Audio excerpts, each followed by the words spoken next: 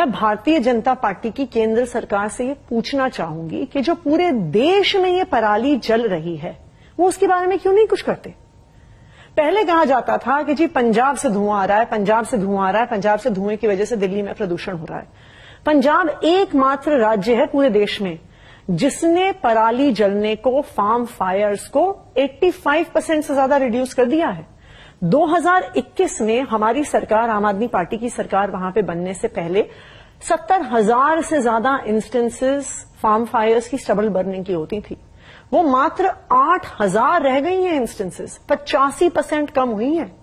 लेकिन आप भाजपा शासित राज्यों को देखिए, राजस्थान में पराली जलना बढ़ गई है, उत्तर प्रदेश में बढ़ गई है।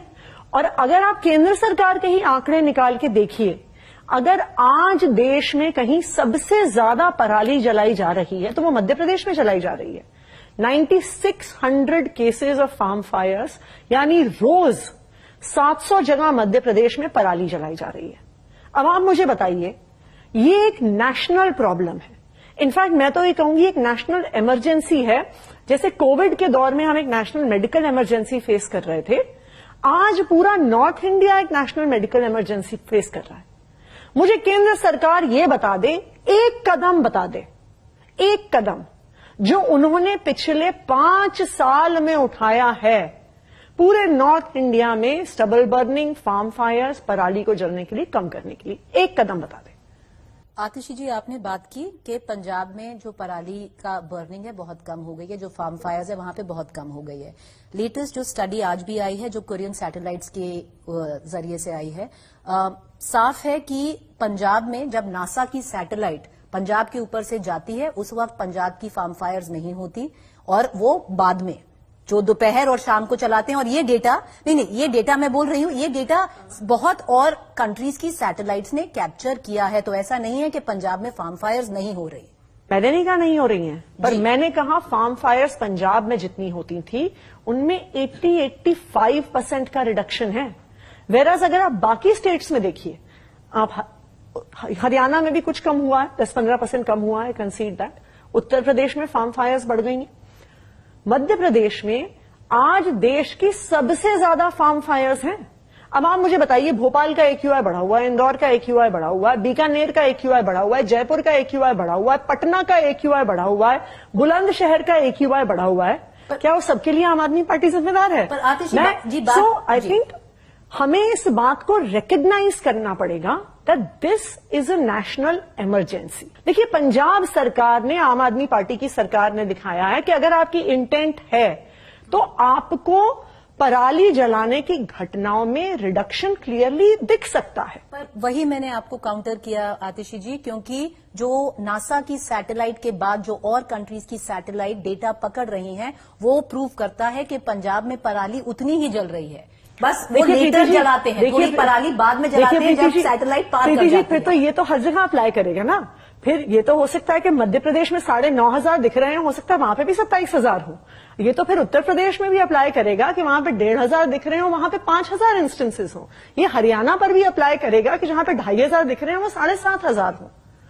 लेकिन आज जो केंद्र सरकार का डेटा पब्लिक डोमेन में है, हमारा डेटा नहीं है जी, ये दिल्ली सरकार का डेटा नहीं है, केंद्र सरकार के एग्रीकल्चरल इंस्टीट्यूट्स का डेटा ये दिखा रहा है कि पंजाब में पराली जलाने में कमी आई है, किसी और राज्य में नहीं आई है।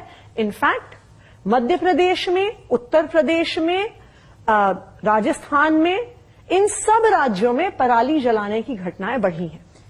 दूसरा मेरा कहना है, आप मान लीजिए कि पंजाब में घटनाएं कम नहीं हुई, मान लीजिए, वैसे हुई हैं और काफी कम हुई हैं, लेकिन आप मान भी लीजिए कि नहीं कम हुई है, तो क्या कर रही है केंद्र सरकार? उनको चिंता नहीं है क्या? पंजाब में रहने वाले लोगों की, हरियाणा में रहने वाले लोगों की, दिल्ली में रहने वाले लोगों की, मध्य प्रदेश में रहने वाले लोगों की, यहां तक कि पटना में रहने वाले लोगों की क्या कर रहे हैं प्रधानमंत्री? आज तक उन्होंने कोई इमरजेंसी मीटिंग बुलाई क्या? उन्होंने कोई इमरजेंसी कदम उठाए क्या? 5 साल में उन्होंने किसी भी राज्य में, इनफैक्ट हम तो पंजाब के लिए भी कह के थक गए कि पंजाब के किसानों को कुछ पैसा पंजाब सरकार देगी, कुछ पैसा दिल्ली सरकार दे देगी, आप कुछ तो दे दो। लेकिन केंद्र सरकार ने इतने सालों में कोई एक भी कदम नहीं उठाया। आतिशी जी, फिर हम ये भी कह सकते हैं कि पिछले 10 साल से दिल्ली निवासियों को बेवकूफ बनाया जा रहा था, क्योंकि हर साल जो पहले आपसे मुख्यमंत्री रहे हैं अरविंद केजरीवाल जी, उन्होंने भी बोला कि देखिए अगले साल प्रदूषण कम हो जाएगा, उसके अगले साल प्रदूषण कम हो जाएगा, ये भी बोला। देखिए एक सवाल करने प्रीति जी, देखिए क्या ये भी बोला था कि 25 में हमें वोट मत दीजिएगा अगर यमुना नहीं साफ हुई। देखिए प्रीति जी, अरविंद केजरीवाल जी ने बिल्कुल कहा कि हम प्रदूषण कम करने के लिए कदम उठाएंगे, और अरविंद केजरीवाल जी ने प्रदूषण कम करने के लिए कदम उठाया। आप जाइए यूपी में, दिखाइए मुझे एक इलेक्ट्रिक बस। अगर आप आज दिल्ली को देखिए, बहुत इंटरेस्टिंग चीज है। आपके स्मॉग टावर्स नहीं काम कर रहे? देखिए, नहीं सुनिए तो सही प्रीति जी, पहले बाकी चीज देखिए। स्मॉग टावर्स तो अब डेटा ही दुनिया में दिख गया है कि स्मॉग टावर्स बहुत एक इनइफेक्टिव पोल्यूशन कम करने का तरीका है। टेस्ट करने के लिए कि काम करते हैं कि नहीं करते, डेटा से ही तो पता चला they are not effective. But अगर आप देखिए, दिल्ली में एक भी ईंट का भट्टा नहीं है, लेकिन राजस्थान, हरियाणा और उत्तर प्रदेश का जो हिस्सा है दिल्ली के आसपास, वहां पे 3,500 ईंट के भट्टे हैं। क्यों? वहां से हवा दिल्ली में नहीं आती। दिल्ली में एक भी थर्मल पावर प्लांट नहीं है पोल्यूशन कम करने की वजह से। एनसीआर रीजन में 11 highly polluting thermal power plants हैं within 300 kilometre of Delhi radius. क्या कर रही हैं वो सरकारें? देखिए, ये हमें आज के दिन में ये समझना पड़ेगा, पोल्यूशन से दिल्ली में नहीं है।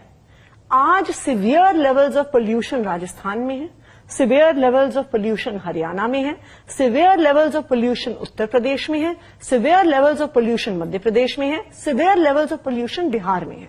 दिल्ली के जो निवासी हैं आतिशी जी, वो आप ही को देखेंगे, क्योंकि अभी चुनाव भी आ रहे हैं। अगर दिल्ली की सरकार आपके नेतृत्व में मुफ्त बिजली दे रही है, मुफ्त पानी दे रही है, तो दिल्ली निवासी आज ये भी सोच रहे हैं कि हमको मुफ्त प्रदूषण भी दिया जा रहा है, क्योंकि आप जो मुफ्त दे रहे हैं ना, दूसरे हाथ से स्वास्थ्य, मैं बताऊं क्यों, उससे डबल ले रहे हैं। मुफ्त प्रदूषण क्यों मिल रहा है? क्योंकि केंद्र सरकार, प्रधानमंत्री नरेंद्र मोदी जी एक उंगली उठाने को तैयार नहीं है। तो फिर हम आपको वोट क्यों करें, वो कहेंगे। आपने मोदी जी को क्यों वोट किया? क्या मोदी जी ने आपको कुछ पोल्यूशन के लिए किया? और मत करिए आगे उनको, मोदी जी को वोट। तो फिर आपको और मोदी जी को चैलेंज करिए, और मैं तो आपको भी चैलेंज कर रही हूं, आज तक को और इंडिया टुडे को।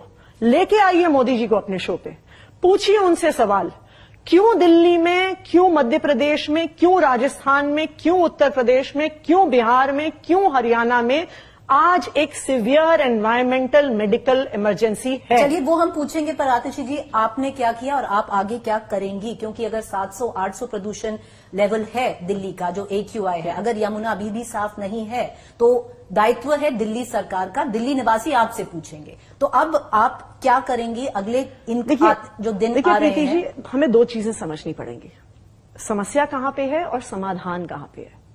ये ऐसी बात है कि मान लीजिए कि किसी पेशेंट को कैंसर है, राइट, और कैंसर के जो उनको बहुत सारे सिम्टम्स होते हैं, उसमें उनको बुखार भी होता है। तो जब उनको बुखार होता है, उसको इलाज ये नहीं है कि आप क्रोसिन दे दीजिए, तो इसका इलाज ये है कि आपको कैंसर का ट्रीटमेंट करना पड़ेगा। अगर आज आपको पूरे नॉर्थ इंडिया में हो रहे पोल्यूशन को ठीक करना है, सबसे पहले तो मैं ये कहूंगी आपको भी और आपके जैसे जो बाकी पत्रकार बंधु हैं, सही सवाल हमें पूछने होंगे। देखिए, अगर हम बार बार ये सवाल पूछेंगे कि दिल्ली में प्रदूषण क्यों है, तो ऐसा लगता है कि दिल्ली में ही प्रदूषण है।